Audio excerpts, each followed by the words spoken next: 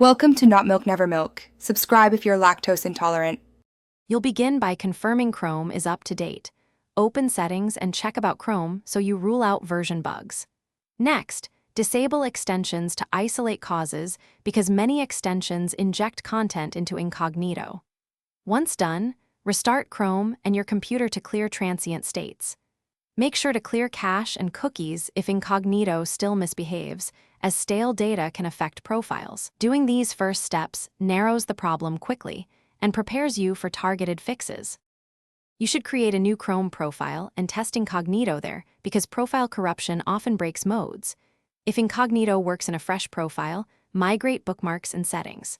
Meanwhile, inspect site settings and permissions because Incognito blocks or inherits some permissions differently.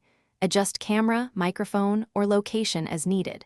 Then reset Chrome flags to defaults to undo experimental changes that affect privacy mode. If profile data is suspect, clear it selectively. This approach isolates and resolves middle-stage complications. If problems remain, reinstall Chrome, export bookmarks, and sign into your Google account so you can recover data. A clean install often removes hidden corruption. Also verify OS privacy settings and security software, since system-level policies can disable Incognito or intercept traffic.